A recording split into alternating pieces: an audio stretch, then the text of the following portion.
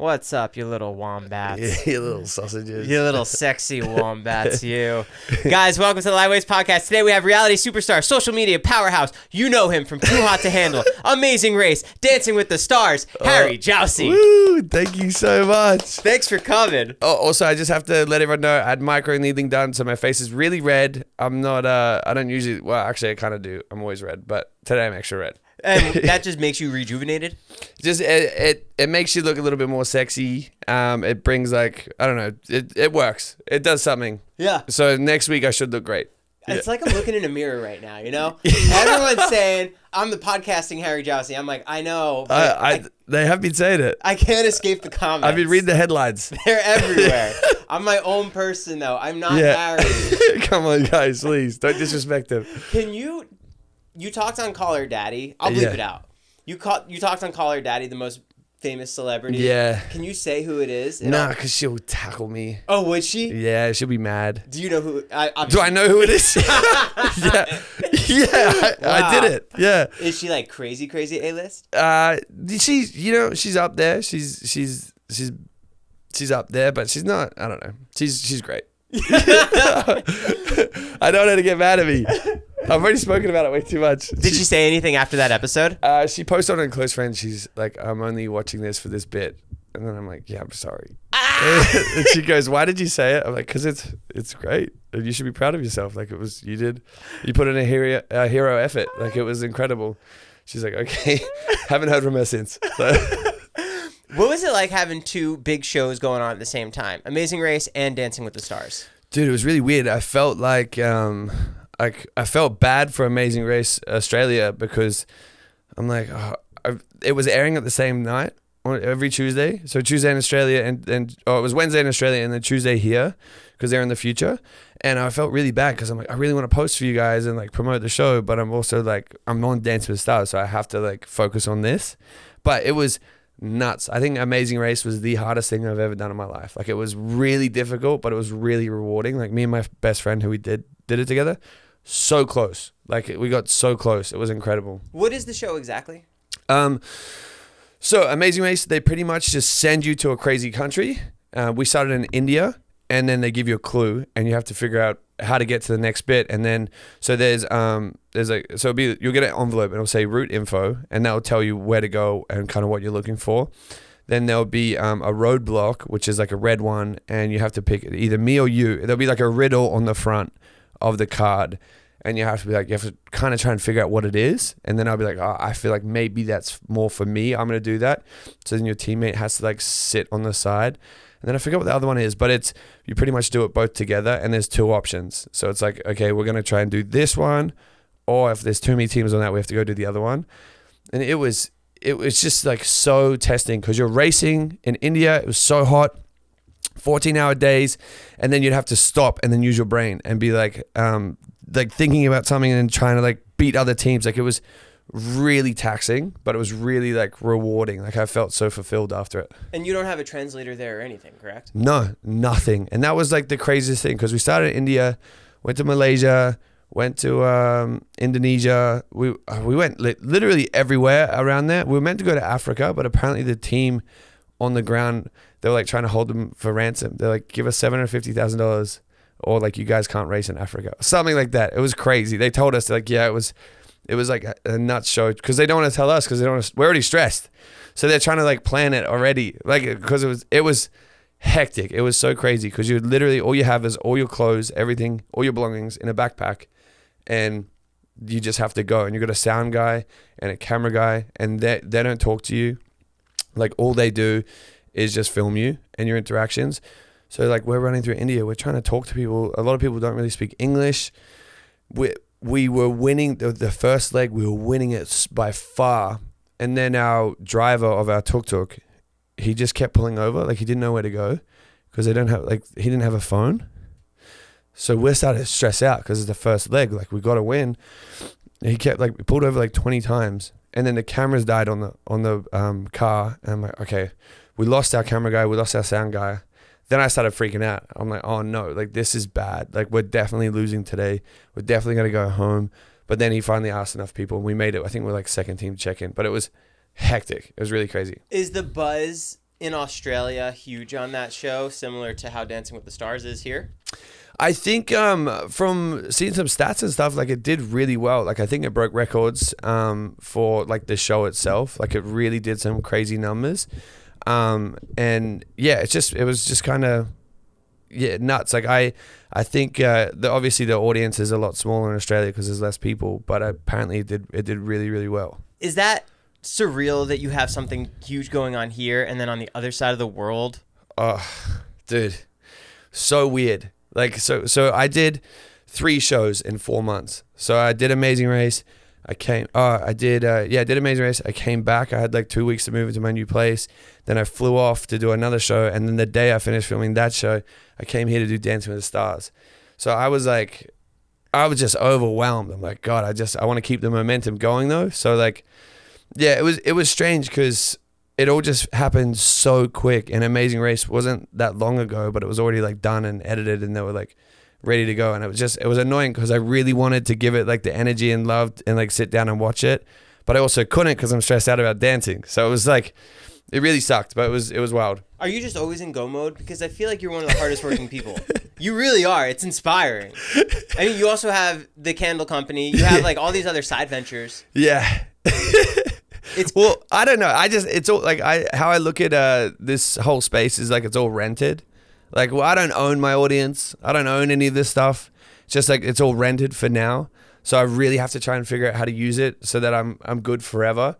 So I'm trying to like, I feel like I'm doing as much as I can to like see what hits and see what's gonna make me like set and like fulfilled for life. Like after I did Dance with the Stars, I felt so fulfilled. I'm like, this is really what I want to do. Like I love entertaining. I love being vulnerable. I love learning something new. Like this is such a fulfilling thing. But I'm also in such like an abundant place right now with so much stuff going on. I don't want it to stop. So I'm like, I have to keep going or else I don't want it to like disappear. Yeah. Yeah. Do you think that has to do with your upbringing in Australia because you come from such a small town that you don't want to lose the momentum?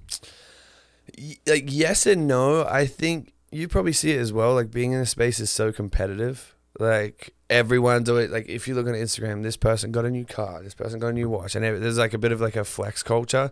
And I think I was like stuck in that for a little bit. Like wanted the new watch, I wanted to get all this jewelry and all this like crazy stuff. So like that's a very expensive lifestyle to live. So I think for a while I was like, I'm just trying to like continue to be in that lifestyle. But now it's like, I just love entertaining people. And I realized after doing Amazing Race, like how fulfilling that feeling was to just do something that isn't like sex and relationship related. It's like something different and wholesome. It was for charity. So I really, I think I definitely owe it to my parents and like my upbringing because we grew up on a small farm. They had a small family business and I just got really lucky to be here. So I'm also like afraid to lose it. So I think maybe that's why I try and work as hard as I do because it's, yeah, again, like it's all rented. Like I don't know when this is going to go and you could say one thing or you could do one thing or you could get hit by a car tomorrow and you don't know. Like I just want to make sure everyone around me is good. How much opportunity is it you reaching out to everybody versus people reaching out to you, come be on our show? I think I'm very blessed with my team. Like my team isn't traditional like influencer management, all that stuff. Like how they found me was like a friend of a friend. Long story short, met this guy Jeff and we really clicked and I just did Too Hot to Handle and I'm like, I don't know, like it's gonna be pretty cool. Like I'm just not looking at contracts, I'm just signing them because I'm really like ambitious and I want to try and figure it out. And he's like, whoa, like let me help you. And he's in the hotel business. So when COVID hit, the hotel business obviously took a bit of a nosedive but my business started blowing up. So he's like, okay, we're going to put this team on you and build it around you. So they run me like a business. So I'm really like blessed because I will be like, I want to try this or I'm ambitious towards this project. And they're way more eager and way more hungrier than I am.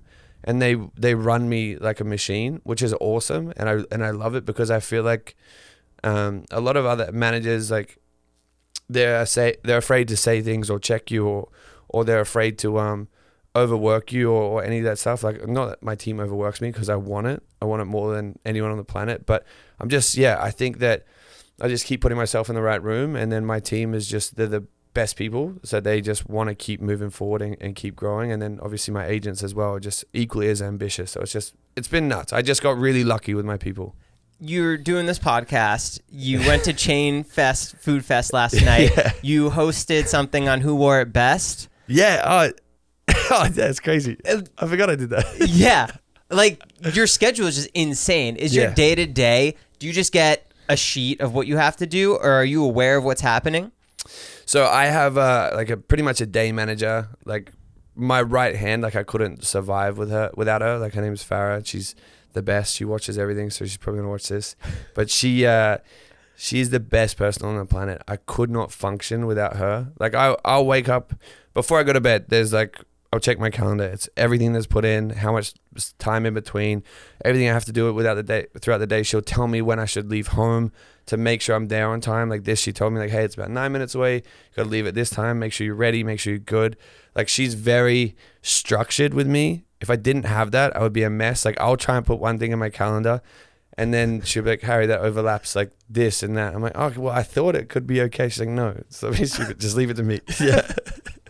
I even saw you at Landon Barker's song release party. Like, you're everywhere. Yeah, I'm like a rash. You can't get rid of me. It's crazy. Yeah.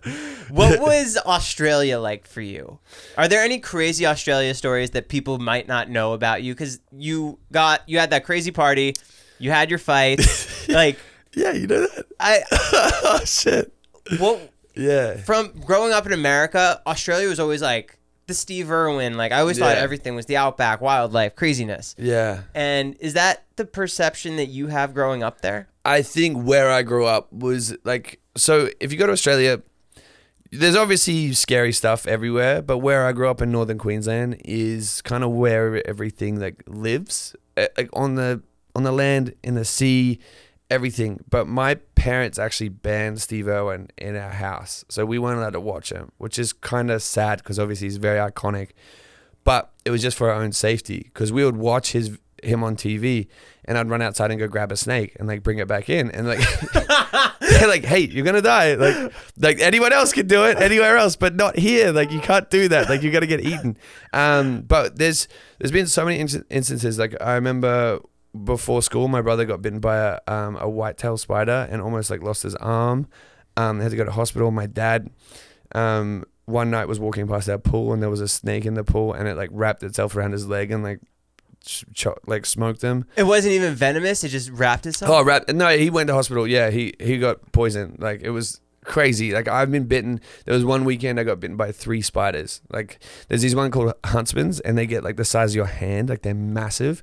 And I was doing washing because we dry it outside, I guess. Washing laundry? Yeah, laundry. Yeah, I was hanging it up on the laundry line, and we had like this little bench, and I put my hip to it, and then I remember just seeing a spider come from underneath it and then come up my body, and I froze. I told my brother, I'm like, get it off, and he started laughing. I'm like, dude, it's like right here, like, please. I started crying. I'm like, dude, I'm gonna die. Like, I'm so scared. And then he like flicked it off. But I don't know. Like, Australia, there's a lot of scary stuff, but it's also like they're not really they're not looking for you. Like, snakes aren't gonna come and find you, but like, you'll see them. But it's just there's so much crazy stuff. I remember when we'd walk through the bush as kids, the kid at the back would always have to turn around and check for dingoes, because dingoes will sneak up and grab the last kid. I don't know why my parents let us do that, but we would just do it. Yeah. That's wild. Yeah, it's crazy. It's nuts over there. And we have, where I grew up, there's saltwater crocodiles. So they're more aggressive than freshwater crocodiles, but they live in the ocean as well. And they're way bigger, and they'll like kill sharks. Like, they're the ones you gotta worry about. They're huge. Yeah. So don't go where I live. So America's just easy for you. Well, yeah, a little bit. Yeah, you gotta worry about like people shooting you, but that's about it. Can we talk Dancing with the Stars? Let's do it. Dance tour. Are you on it? Yes. Really? Yeah, but I'm not doing all the days. I'm doing the last like 5 weeks. So I think I start in Florida and then I end in LA. So if you want to come, yeah, it'd be sick. Are you excited? I've never been on tour. I've never done anything like that. I think I'm more excited to meet the people that watch the show. Like, I love all the dancers and I love spending time with them. And I think that's a massive reason why I want to go, is just hang out with those guys and spend time with them, because you meet so many talented people that are passionate about what they do is incredible. But the main reason was there's going to be all these people that watch the show that I've never met before. And I just want to meet as many people as I can, just to be like, I don't know, just break the barrier and learn more about people, and also travel to random cities that I've never been to. So Are you having an exclusive number with Riley? I don't know. If we haven't even planned it yet. I think I have rehearsals for it the middle of this month. Oh no, yeah, the middle of this month. So I don't know. I think because Mandy, I don't know if I'm allowed to say this, but Mandy Moore is doing the whole tour, like she's choreographing it. And I was like, yeah, I could just be a tree trunk in the back. She's like, yeah, we got a funny story there. I'm like, okay, well, like, I want to dance a little bit. Like, I want to, like, give me 2 moves or something. She's like, no, we could do a funny little story where you're a tree, and then you're like, no, I'm not going to dance, and you're shy, and then at the end you just go crazy. I'm like, I don't want to be the tree trunk. Like, I know I can't dance. Yeah, Billy Porter called you a tree trunk in one of his responses as a judge. Did that affect you in any way? I thought it was funny. I legitimately was, like, when I first heard it, I was like, oh, okay, like, that's kind of funny, because that was kind of what people were commenting online. I just felt like a little bit frustrated, because I'm like, how can I build on that? Like, how can I be better? Because the crazy thing was, before we did that dance, I walk over to him. It was in an ad break, and I'm like, dude, you're doing so great tonight. I love your critiques. I love your, like, advice you're giving everyone. It's been really incredible to have you here. And he's like, thank you so much, whatever else. And then we do that, and he's like, you're a tree trunk. I'm like, what? Like, I take that back. I take that compliment back. I'm like, how can I grow with that? But it was really good. I was fine with it. I think me and Riley have just got a playful sense of humor. So it was like, didn't really like dig at us. But then I'm like, I'm going to get a shirt because I think it's silly. And then people thought I was being disrespectful. So yeah. You had a lot of big moments on the show. Yeah. And I feel like you and Riley really drew in a whole new audience. God. I mean, because even me, I've never really paid attention to the show before up until this season. And then after watching you guys, I got invested in the other dancers. Wow. How do you guys feel? Well, how do you feel that you changed the trajectory of the show going forward? Damn, that's a big question. I think it was inevitable, like whether it was us or the next season or whatever else. I think they probably got a bit of a taste of like social media when Charlie like won it, and how important that is to like getting a younger demographic. I just think me and Riley were just a match made in heaven. Like, we both love making content. She's got an incredible sense of humor. I love making jokes about myself. And it just like really, like, it just came naturally to make content and like help that younger demographic. So I think it was a matter of time, but we just got lucky to be the ones that maybe like carried a little bit of the baton towards the end of it. But I also told Riley, I was like, hey, like, this is going to be a lot of work now, because now you don't have to worry about dancing. You got to worry about like TikToks, social media stuff, planning around like before a show and like trying to get votes, whatever else. But it is such a massive part of the show to have that engaged audience and to have people like seeing behind the scenes, whatever else. Because I know when I'm watching a show, I want to know all the nitty gritty. I want to know what's happening. I want to see them like being normal humans instead of like these like superstars on my TV. But I'm just so proud of it. Like the fact that she came in first season, so courageous, like following her heart, following her passion, and then also really setting the standard for the other dancers. Like, and that's obviously my opinion, so people don't get mad at me.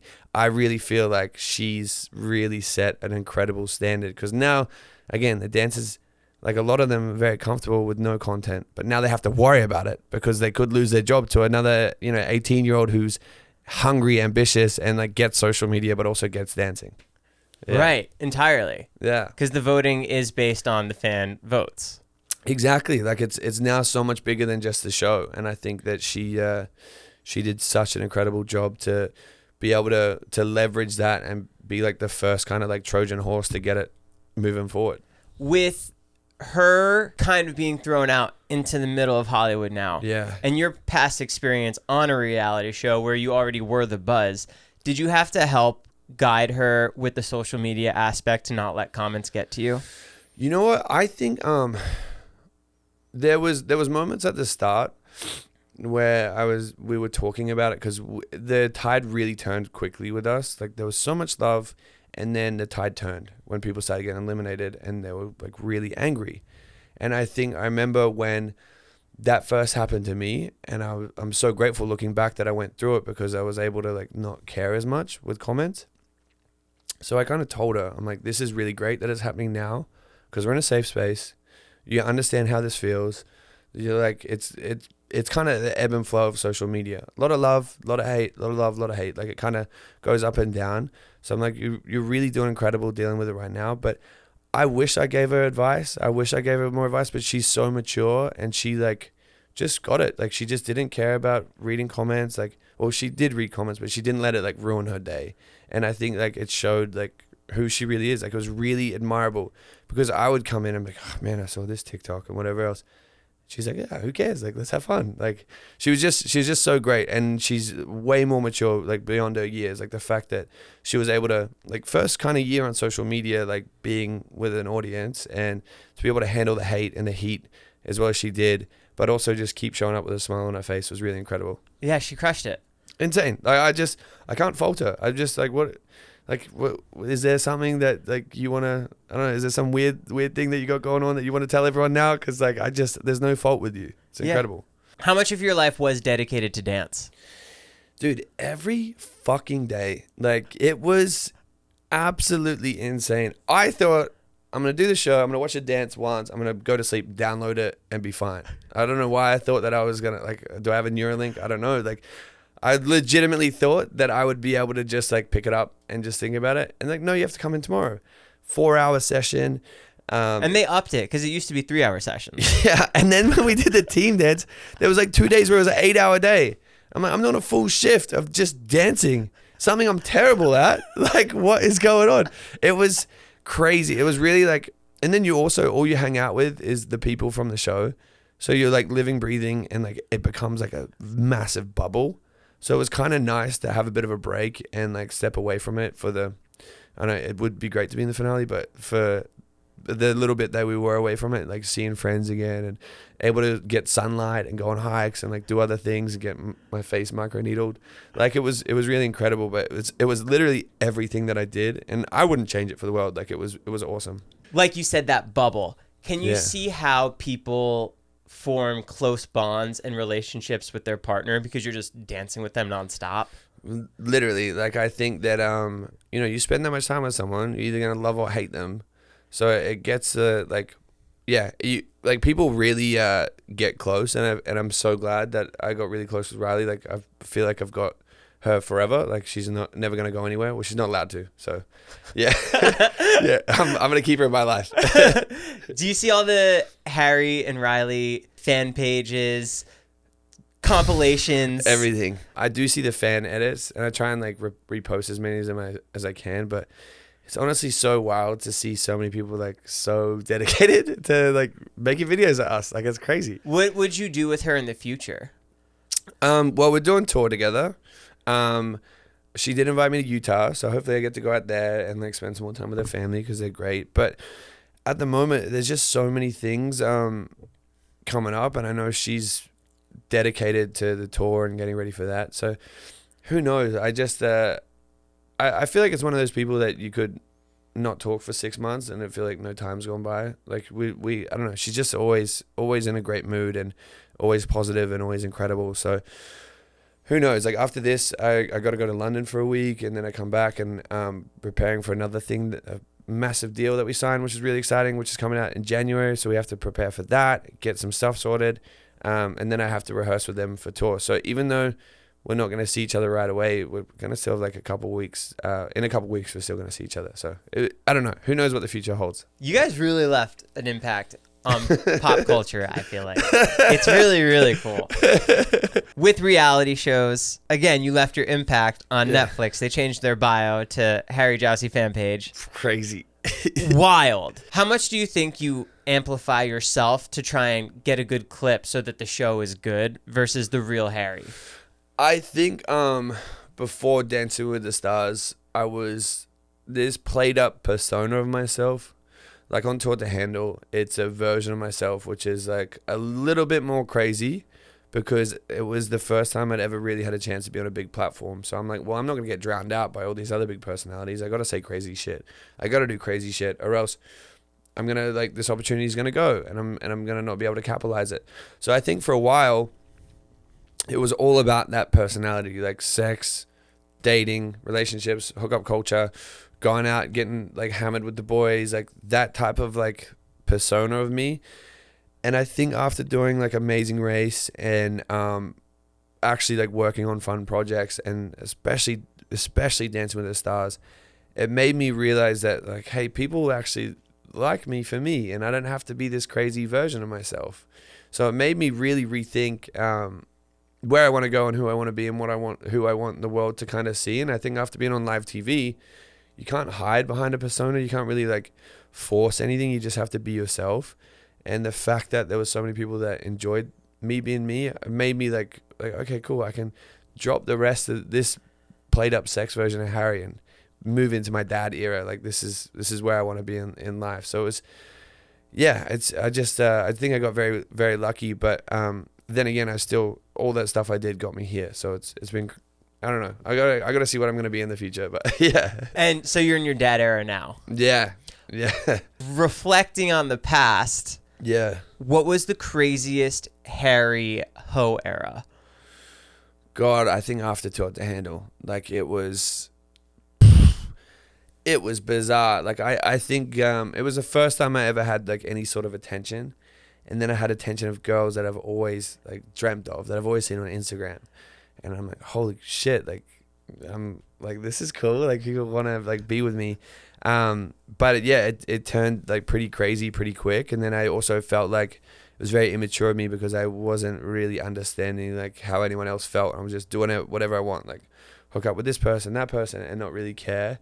But I think after like this year, looking back and just reflecting, I'm like, that doesn't fulfill me. So I've really like, I don't see anyone anymore. Like I like very select people that I love and care about, but like I'm not trying to find a relationship or be with anyone unless we like really care about each other. So it's that, the whole era was crazy. I'm glad I did it. It got me on Call Her Daddy. You know, that brought so many incredible opportunities. It brought so many other opportunities.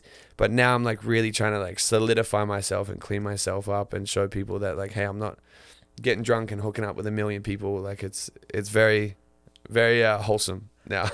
Going on a podcast like Call Her Daddy. Yeah. Speaking of those opportunities, did anything direct come from that? I think being on Call Her Daddy is such she's so iconic, and she's so like I think she's just like a pillar of like culture and a community. And anytime I would go on that, it would, number one, there'd be a million other podcasts that like, please have us on, like please come on, like we really want this. Does it just flood in? Floods in. And also like the amount of nudes I would receive after going on her show was crazy. Like I would tell him like, Alex, I've never seen so many titties in my life. Like what is going on? Like they would just flood me, which was crazy. I remember I got so overwhelmed. But yeah, just being on her show and seeing how her team and everyone operates, like just really wild and like inspiring. Like I'm like absolutely in awe of Alex Cooper. Like the fact that she's done what she's done, and I guess she also had kind of similar start. Like she talked about sex and relationships and all that stuff, and now she's like very business savvy. She's always been business savvy, but she's very focused, very clean, and like talks about like deeper stuff.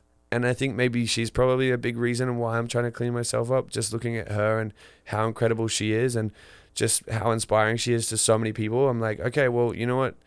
I maybe have a little bit of a similar story, not as successful as she is, but like a similar story, and I want to kind of be like Alex Cooper. Can you ever see yourself having a podcast or hosting a reality show? Yes. There's a lot of stuff coming next year, which is really crazy. So we'll see. There might be some hosting opportunities coming up, and definitely podcasts coming back.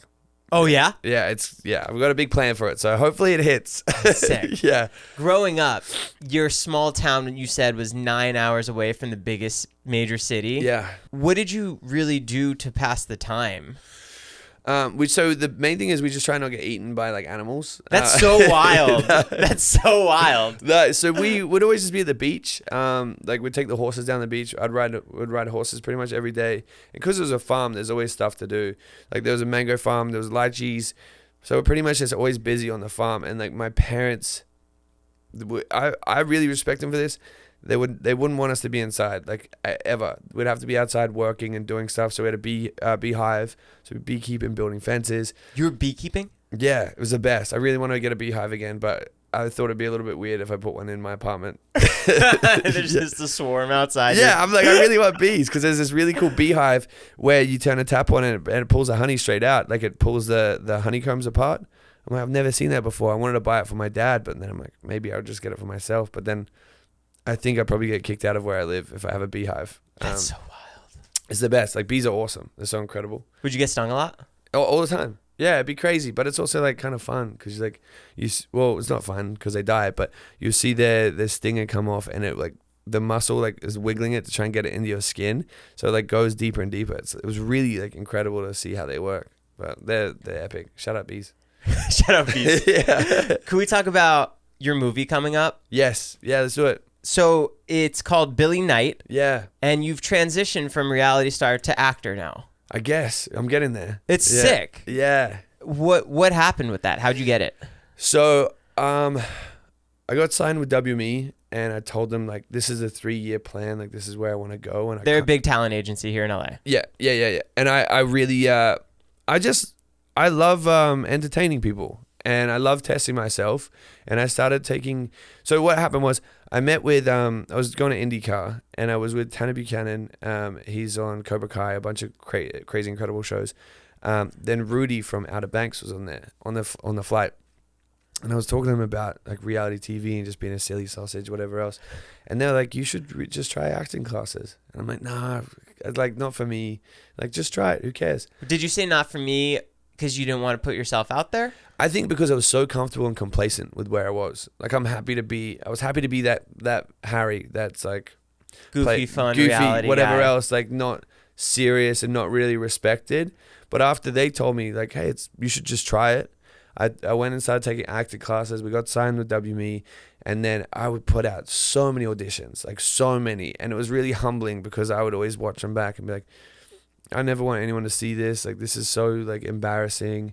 And then I felt a lot of growth in myself after doing that, like just being vulnerable and being embarrassed and being scared of someone seeing it. And then it finally happened. I booked an audition and I was like, whoa. I mean, I booked a role. No, I did the audition, booked a role. I was on the flight back to Australia and I answered the call from my agents and they told me. I started crying. I'm like, oh, it's not a big role, but it's a role. And I started crying. I was a mess. I was so excited. It made my year. Like, I'm like, holy crap, I get to be in a film. How into your audition process was this? Were you sending them out for like a month, 6 months, a year? Months, yeah. Probably, maybe closer to a year. Maybe, but it was just like every week. Like anything that they would send me, I would just do it. Because I'm like, I just need the experience. I need to figure this stuff out. And my acting coach was incredible. She was very patient with me, even though I was having a bad day. She was like my therapist at the same time. It was really awesome. But this guy, Alec Griffin Roth, I think I probably said his middle name wrong, but it's Alec Roth. He wrote and directed it. And it was just such a vibrant feeling being on a set like that. So the leads was Charlie Heaton from Stranger Things. This incredible actress called Diana Silvers. Al Pacino's in it, Rick Ross, Diplo. There's so many crazy people in it. And being on that set was just such a fulfilling feeling. Like everyone's nice. And I've never experienced that before. When it's on a set on a dating show, you're only dealing with the contestants. They don't like you because it's a competition. And the sound guys, camera guys, no one's talking to you. No one wants to interact with you. They want you to like be locked in on the show. But when I got on that set and everyone's friendly and in funny outfits and like talking about the future and all this stuff. And Alec was incredible, like such a gentleman. I'm like, this is fulfilling. Like, I really like this. I really like being here. I really like, this is really filling my cup to be around people that inspire me and also like are working together for a collective goal instead of like I'm being selfish because I want $100,000 for this dating show. But it was really wild. And then the second day that we filmed, it was like a 14-hour day, and And I remember going home just like so happy and like buzzed. And it was like such a long day.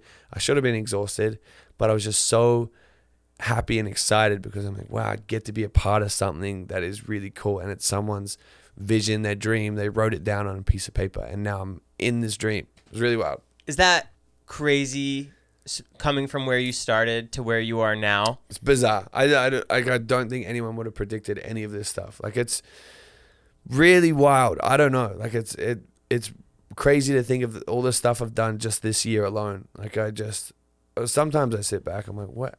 How did I get so lucky? Like, why is the universe blessing me? But then I'm like, it's going to come and it's going to go. So I have to prepare for as much as I can, because at one day it's going to disappear. That's from your hustle, I feel like, because you're just nonstop doing. You say yes to everything. Yeah, that's right. That's my problem with Netflix as well.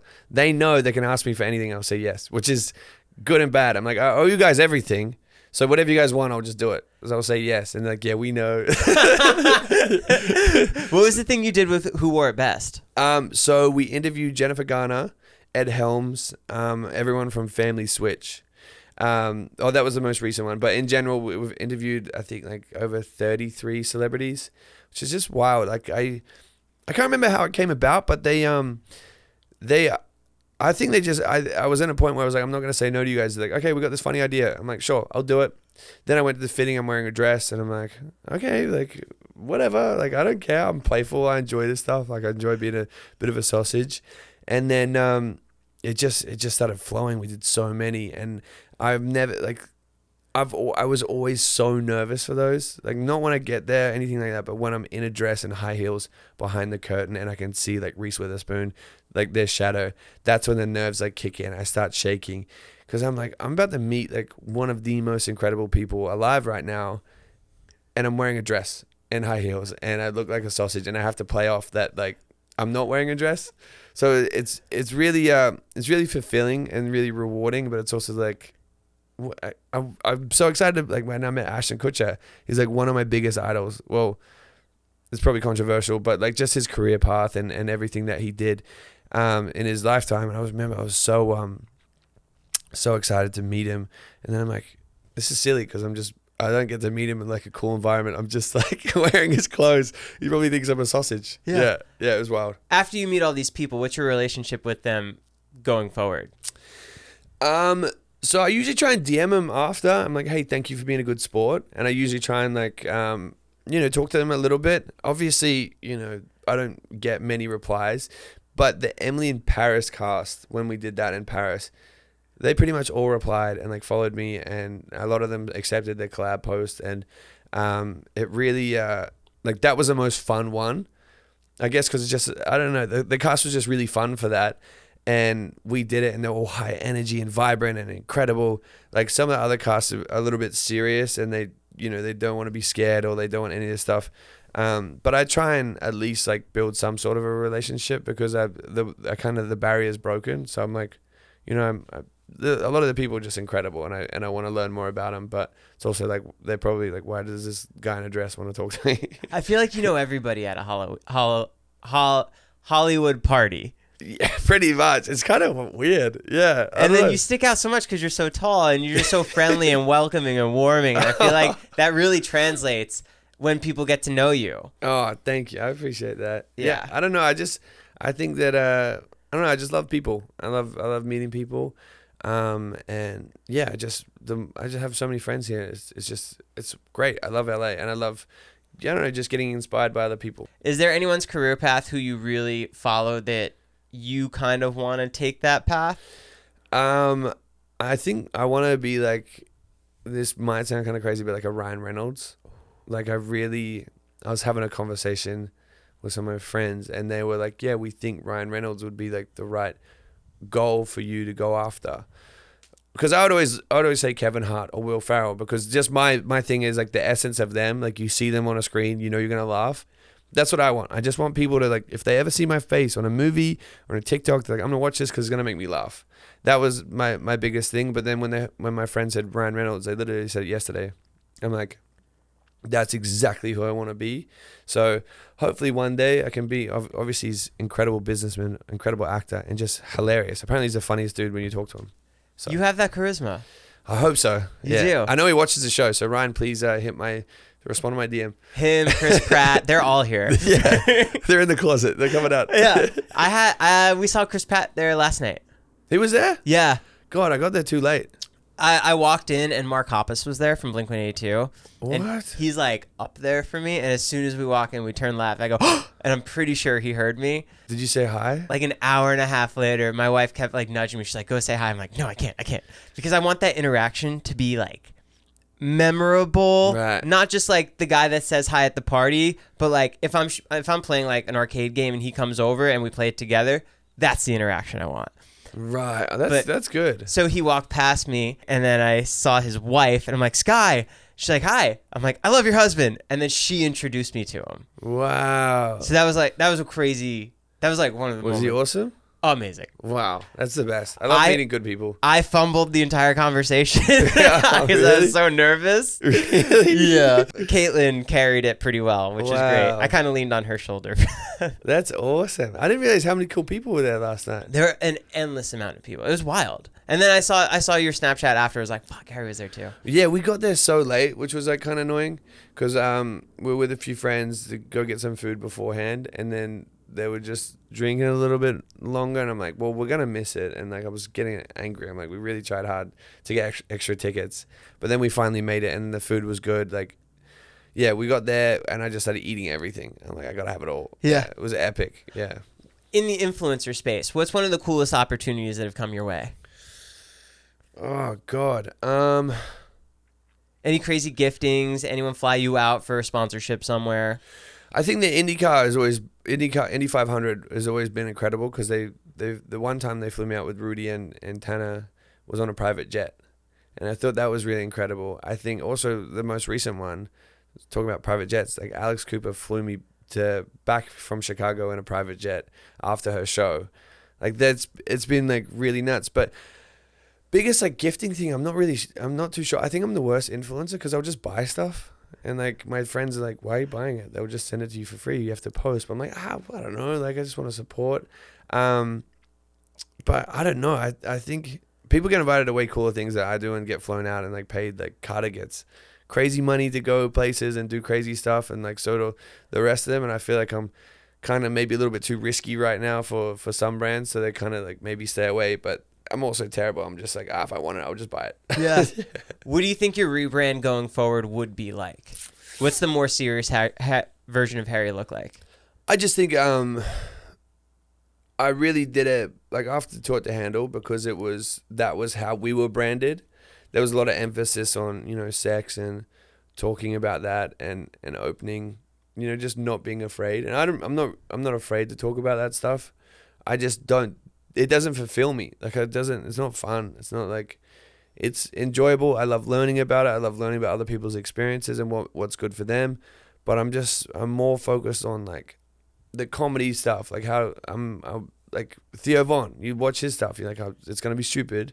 He's going to say something dumb, but it's going to be hilarious. And that's kind of the goal I want to be, is like Ryan Reynolds and all that stuff. You had your first taste of reality on Australian show, correct? It was New Zealand. New Zealand show. Yeah. What was that called? Heartbreak Island. And how do you think you performed on that? I think I did well. I think it was I won it, so I think I did really well. And it was the first time that I really had a chance to entertain people, because just prior to that, we lost my brother's best friend to suicide. And I'm like, what do I do? Like, I want to make people laugh. I'm at university. I hate it. I'm not having fun. And then that opportunity came within like days, and went and did it. And after watching it back and people messaging me for the first time, like, hey, I needed to hear this today and you're so funny. And this, I'm like, okay, cool. I'm doing what I need to do. And that was the first time that I had like, I know my purpose. I'm like, I know what I need to do. Yeah. It's that first taste of it, like, changes everything, really. It was nuts. It was really like, I don't know, get invited places, free dinner, like, I don't know, people want to fly you somewhere and you want to go do all this stuff. It was really kind of like wild, but because it was so, like, it was in New Zealand. There's only 4 million people in New Zealand. So then if you get a good show on there, it's probably only going to get like tens of thousands of views, like nothing like crazy. So it didn't really like blow me up, but it made me like small town famous in New Zealand. And I really like it was kind of nuts. Like people giving me free bottles, but then it was also like a lot of people, like guys were mad at me, like, oh, you think you're cool? I'm like, no, I don't, but like they want me to be here, they give me a free bottle, like I want to be here. But yeah, and then it got to a point where I was like, I need to keep going with this because it's a lot of fun. And that's your power of yes, saying yes to everything coming your way. 'Cause Yeah. we could literally see your stepping stone career. Yeah. It's so cool to follow. You have that it factor, and that's why I was so excited to talk to you, because you have that small town beginning, and it's like you got lucky, and then you started working really hard, and you just captured it, and like you're going full force now. Like you're in a freaking movie. Oh, That's crazy, Harry. Oh, thanks, bro. What other stuff do you have coming up? This other deal we signed, which I wish I could tell you, but that's going to be really great. It's with an incredible network, incredible people, and it's a really big one, which is going to be awesome. So I'm excited for that. This other show that I filmed this year should be out sometime early next year, which I'm not too excited for because I was a bit of a sausage on that. But you know what? It's a part of growing. And then, yeah, next year I hope I book more movies. Like I hope I get a chance to transition across into being a little bit more established, and then maybe Dance with the Stars will want me back as a judge because I was arguably the worst dancer in the past decade. So. Oh, you'd be such a good judge on there. I would give everyone 10s. Like, Perfect 10. like that was dog shit, but here's a 10. Like I would just tear everyone apart and be like, here's 10. Don't worry about it. You being in the biggest media force now, Netflix. Yeah. Traditional media is changing and evolving so much, whether it's good or bad. It's just changing. Do you think digital is becoming the bigger footprint going forward? I think it's inevitable. Like I think that it kind of, the trajectory of everything is kind of going that way. But I also like don't like discount like cable TV, because being on Dance with the Stars is on ABC, it's on TV, but it's also on Hulu and Disney Plus. And the legitimacy of being on something like that kind of like opened my eyes a little bit. Like being on Netflix and being on Too Hot to Handle was epic. It gave me everything, gave me an incredible career. But I was kind of like, you know, the TikTok famous. Whereas like being on Dance with the Stars, kind of like people like that show, they have fans that are ride or die and they're like locked in. So it was kind of like an interesting shift a little bit as well, just kind of seeing the levels of how things move.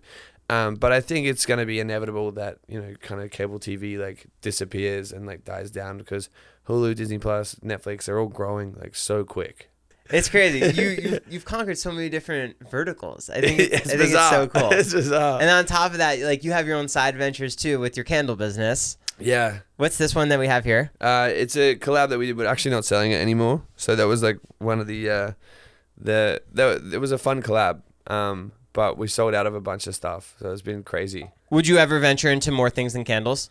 Yes. So the purpose of the ritual was more to be around your like nighttime ritual or like manifesting ritual, because people always like, oh, how do you manifest? What do you talk about? And I'm like, well, I think the goal was when you smell this, you think of your goals and like what you're trying to manifest in life. Because you can write down your 5-year plan, but if you don't have anything anchoring you to that thought and that future memory, it kind of just like evaporates. So that was the goal with that, is like, we're going to light a candle. I'm going to write down my goals. I'm writing them down and everything I'm grateful for.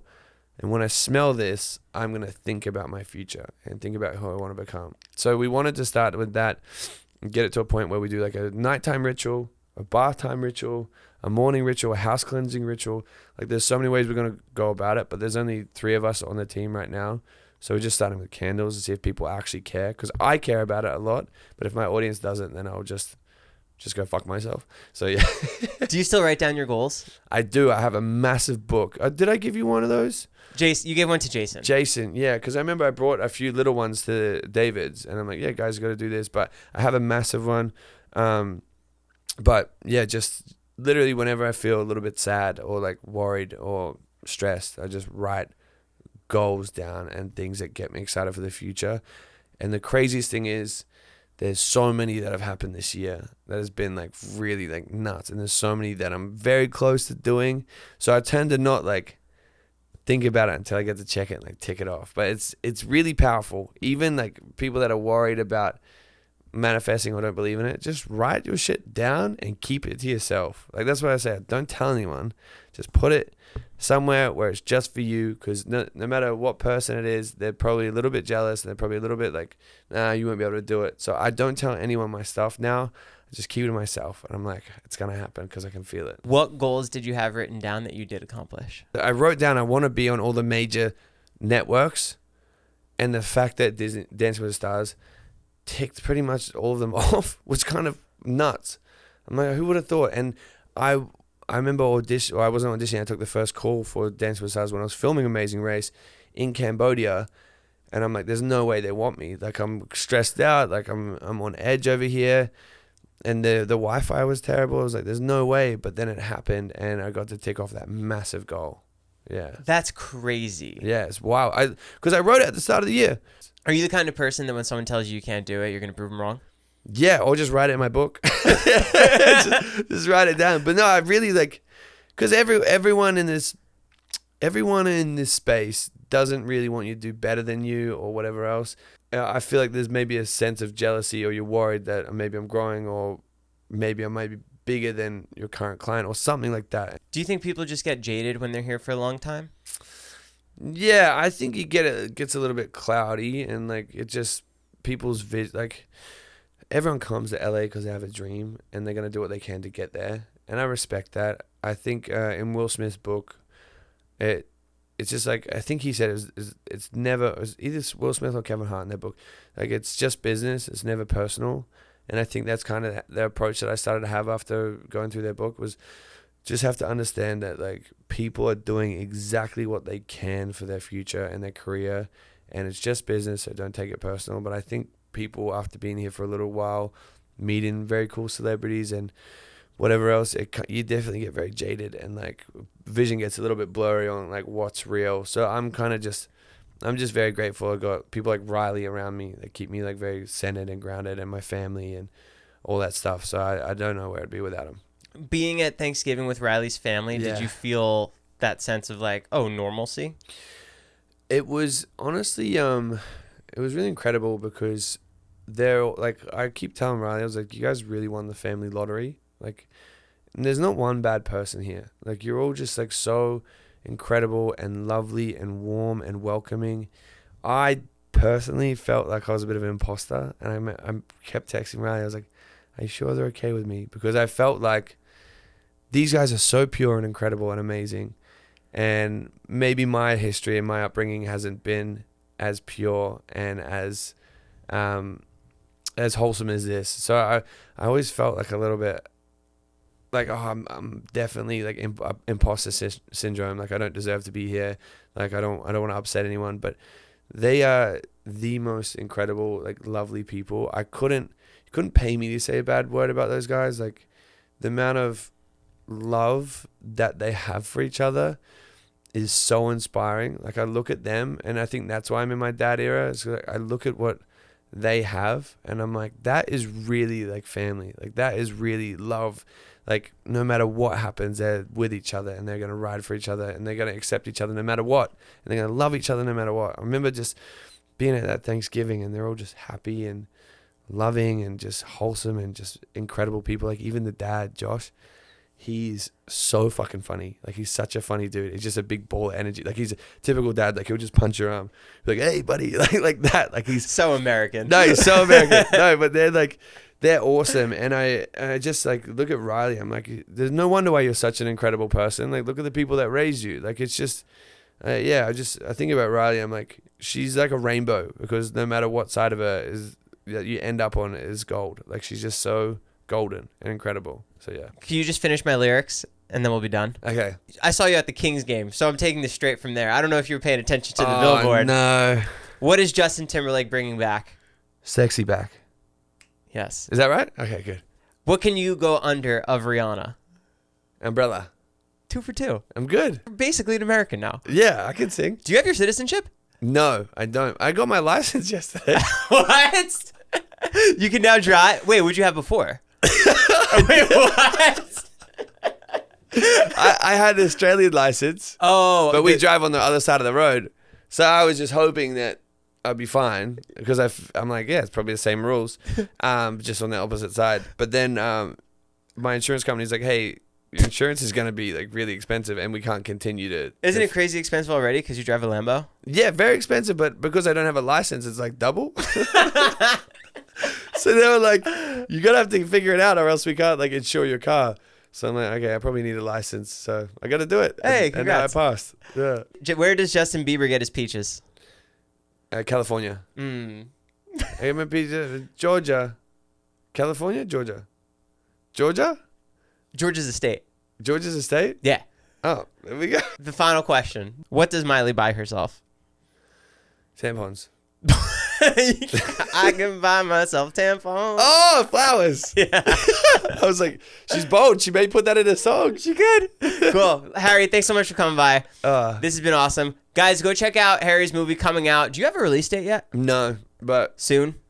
Yeah, if you want to DM Alec Roth and tell him to release it. Release it, Alec Roth. Cool. And go follow Harry. He's going to be linked down below. And the big finale. Go see him on tour. Send him love. Yeah, I'll be there. I'm dancing on Tuesday. Is this out before Tuesday? I think so, yeah. I'll be dancing before Tuesday. I'll be dancing on Tuesday. Who do you think's going to win? God, it sucks because they're all so incredible and they're all so lovely. You got really close with Allison Hannigan, right? Oh, dude, she is such a like golden retriever and a human. Like she's so perfect. I love Allison. Like she's just such a warm, incredible energy. And I remember How I Met Your Mother was my first ever like show that I watched from start to finish. Like I love that show. And I'm like, damn, like this is really cool. Like maybe I manifested meeting you. Like, I don't know. But she's such a beautiful person and really incredible. I'm telling everyone to vote for her because selfishly, I want her to win because I know how much it would mean to her. And especially Sasha.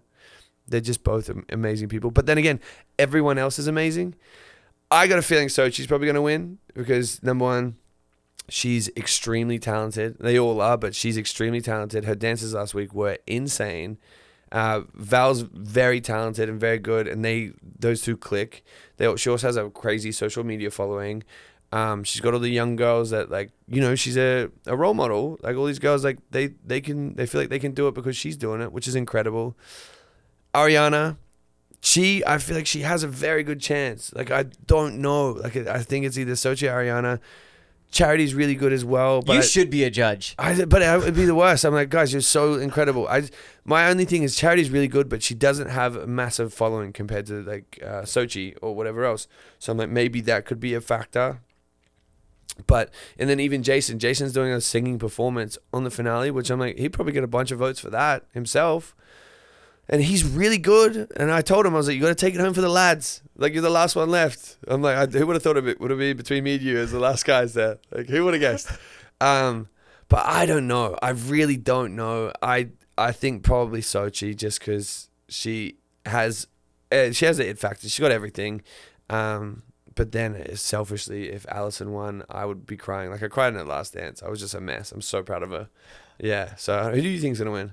I really thought you and Riley were going to go to the end. Oh, I'm not kidding. Damn. I really thought you guys had it. Damn. I wish, man. Yeah. That would have been sick if you won. Yeah, shout out to Swifties. Yeah. Oh, do you think that they voted against you? I saw an article on that. Yeah, I think that there's probably some element of truth to it. That's so wild. Because I remember seeing them comment on my post, like, vote for Sochi, Jason, anyone but me. I'm like, sure, like, whatever. But I also think that there was a bit of a deeper like meaning. Like, sure, maybe they skewed the votes a little bit, but we still got a crazy amount of votes. I think it was just the old traditional fans of the show were getting very angry with me still being there.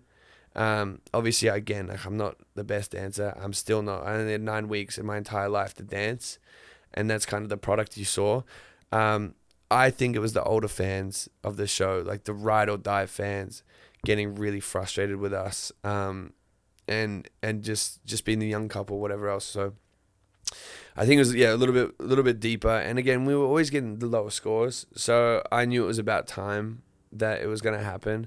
So it gets to a point where like, you know, I would have rathered me than any of those other people there. Selfishly, I would have loved to be in the finale. I would have loved to have everyone in the finale. If we could have all 14 couples competing for the final thing. But I remember watching the semi-final. I'm like, I definitely did not deserve to be here at all. So I'm so proud of them. Oh, I disagree. I think you crush it. Yeah. Cool. Harry, thanks for being here. Bro, thank you so much. Thank you, guys. Lightweights. Woo! Out. Thank you so much.